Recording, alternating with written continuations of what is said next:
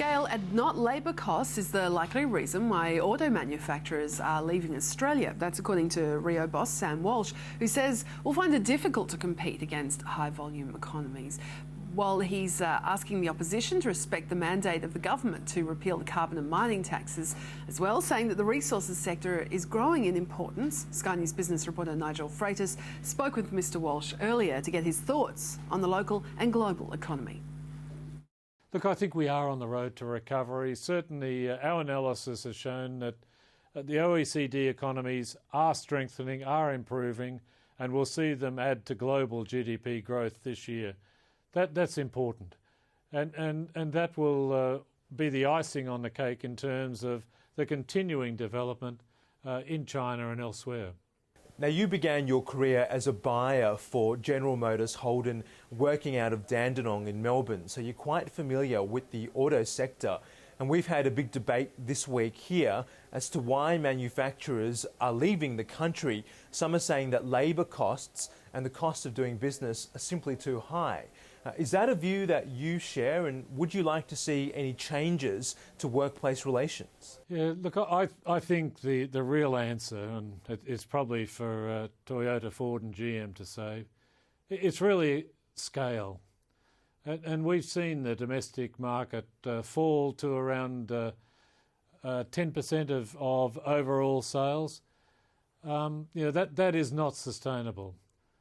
These projects, building a new car, it's very volume sensitive. You have high capital costs tooling up for a new model. And we're competing with markets like Japan and China and elsewhere where they're producing huge volumes. It's more, I think, the economies of scale. Yes, purchased items are important, labour is important, but it's more an issue of scale.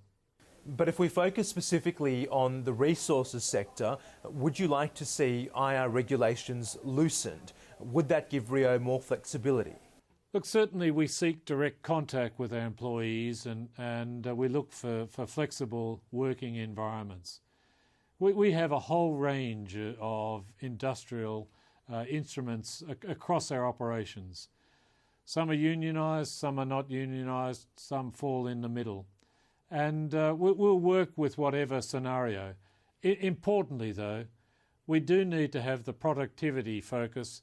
We do need to be flexible and responsive to changes in market conditions.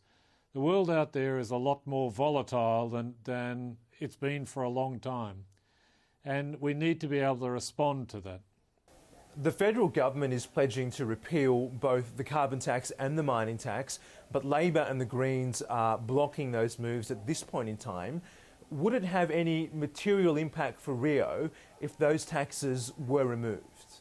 Well, these are both material, particularly in the longer term for us. And, they are important issues. The government was elected on the basis that both were going to be removed. I would hope that the opposition and the Greens would actually see that this was part of the policy framework. Importantly, we are seeing, as you mentioned, a slowing in manufacture. You need to compensate that with investment elsewhere in the Australian economy, and encouraging mining investment is an important element. Now, the world is going to need the commodities we supply. The world is a competitive place. Mining companies have many different options as to where they can develop projects. And Australia, we need to understand that this is a competitive environment. We need to be attractive. We should not be putting lead in our saddle.